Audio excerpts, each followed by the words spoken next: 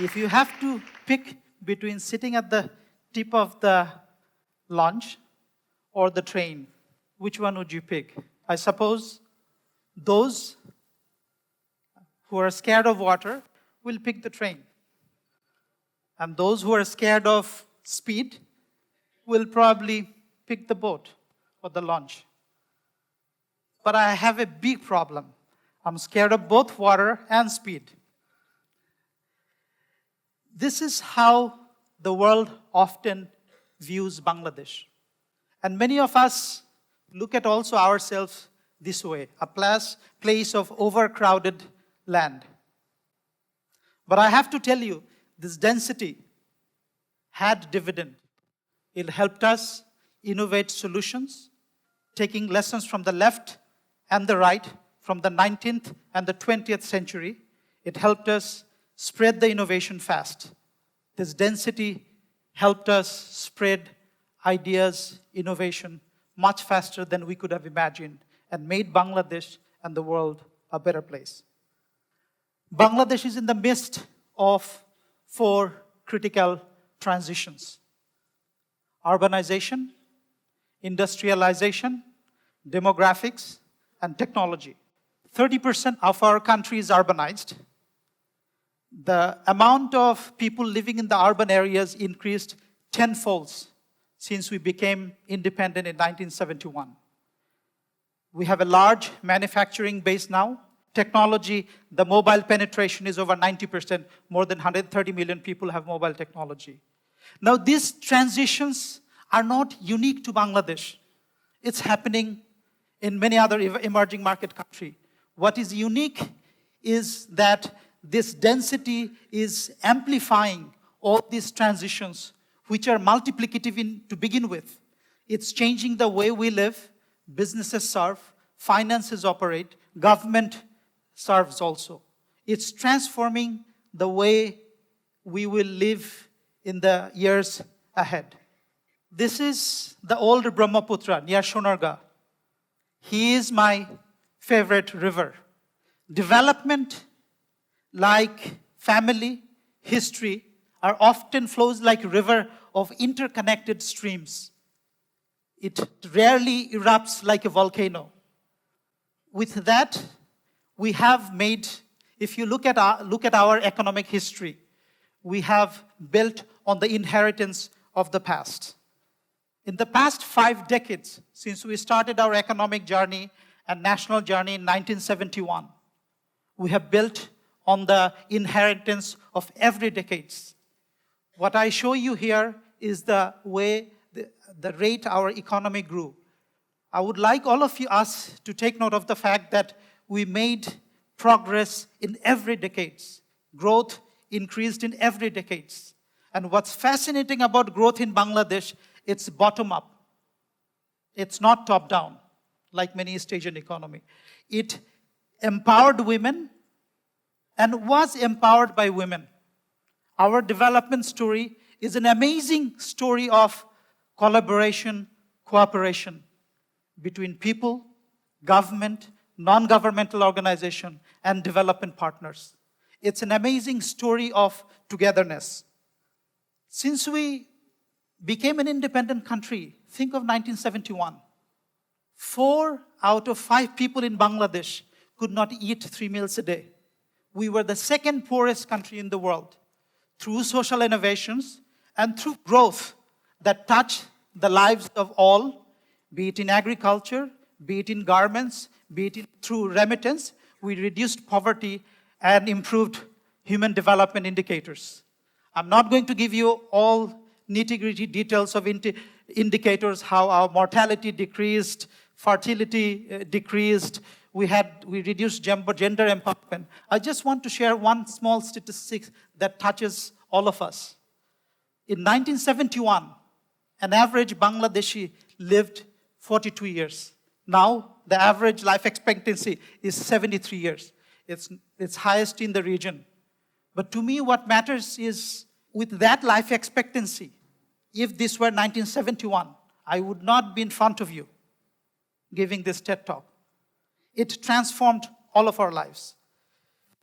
Through this transformation, because of the inclusive nature of the growth, our growth touched the lives of many, and we managed to keep the inequality down.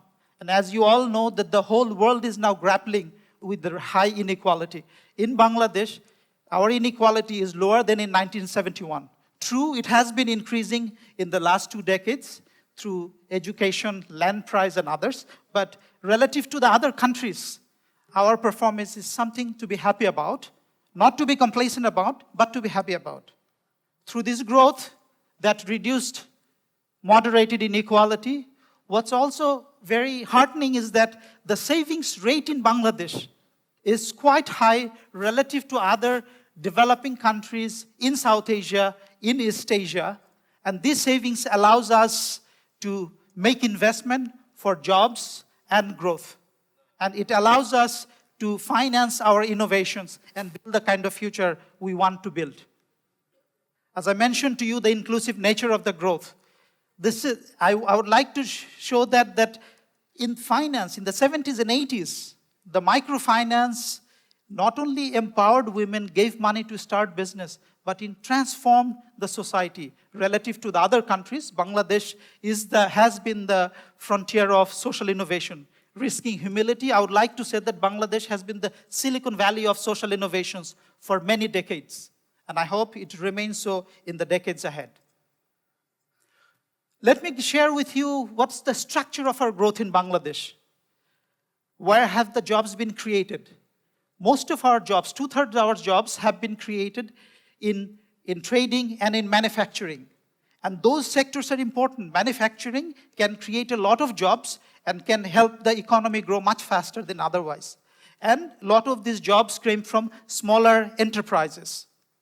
The other feature of Bangladesh economy, which is very important for inequality, growth did not get concentrated in urban areas. The left panel here shows that most of the increase in enterprises have been outside of the urban areas. And like our demographics, our enterprises are also very, very young. And we have to nurture these enterprises through finance, through innovation, through all other kinds of supports. These are not eggs. This is how I wanted to summarize last 5 decades.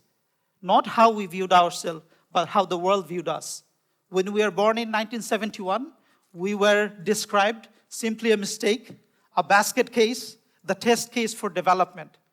And we can't really blame the world for that. We had a couple of floods, we had famine, and we were born the decade when the global economy faced a lot of crisis.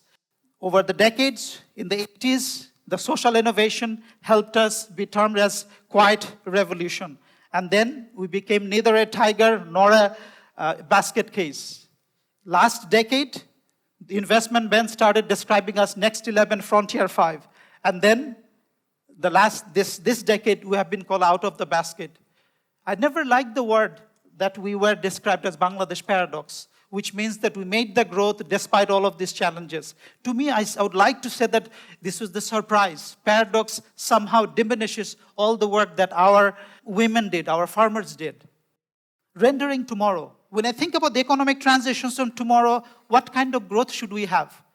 We have a large labor force, one of the largest in Asia, and they can work hard at a relatively low wage. I'm not saying that this wage should continue, but what I'm saying is that we should leverage this low wage to increase our manufacturing-led growth. How productive is our workers? Our workers, with 1/6 of the salary of Chinese workers, produces 80%. So in terms of competitiveness, our competitiveness is workers, when trained, are quite high. And this has to be taken advantage of in our growth strategy of a manufacturing-led growth. As in the next decade or so, next 2 decades, as China would vacate the labor-intensive manufacturing, we need to attract many of those jobs here. And we have done so. We have since 2010, we have taken 1/3 of the market share China vacated. And going forward, there's a big space that China has occupied in the labor-intensive manufacturing, and we can easily do that and moving ahead. This is the density dividend I have been talking about. The density that we had, if you look at the GDP per square mile in Bangladesh, we are highest in the region, including countries like China, Indonesia, India, Malaysia, and Thailand. This means the economy has reached a certain threshold where we not only can rely on the export, but also we can rely on the domestic market. This can also support all the innovations that our younger generations are inspiring us with. I've shared with a lot of stories, a lot of them have positive messages, but I would like to share two things with you about building our common future. We have been one of the fastest growing country in Asia, in the world. But I have to tell you, we have the lowest tax collection in the world, one of the lowest. What does it tell us about us, about our society, and the kind of commitment that we have for the future? We need to increase our commitment to a better future. Of course, we cannot forget our nature. Remember the density. We are all in this boat, crowded boat together. And manufacturing that will create a lot of jobs is very toxic for the environment. It destroys environment. Look what we have done to some of our rivers. They look black. They don't look like the old Brahmaputra. So going ahead, we all have to do our part to embrace our nature, to take care of our nature, to make our growth green. Very quickly, let's summarize to you, how do I see this Bangladesh development surprise? How do we leverage density? Yes, we need a manufacturing takeoff that can create jobs. Yes, we can rely on the export, but we are happy to rely on our domestic demand to increase all the innovation and growth. We cannot afford to have inequality grow higher than we have. Remember this density. It can also be explosive too. So with that density, we need to have a lot of empathy, for each other, for Mother Nature. We have to upgrade our infrastructure. This infrastructure, not only the roads, highways, flyovers, but also the social infrastructure, the cultural infrastructure, the identity we have, the empathy that we have. Let me conclude with a very personal wish. You know, I grew up in a very densely populated family, spoiled by 4 sisters. So I have been a big believer in density dividend for a long time. Now I am a father of 2 young daughters, Renia and Shaila. This morning, TEDxDhaka asks all of us how to render our tomorrow. I have thought about this question a lot. When I miss my father, when I think about my daughter's future, about their identities, the world, the Bangladesh they will inherit. My daughters are lucky.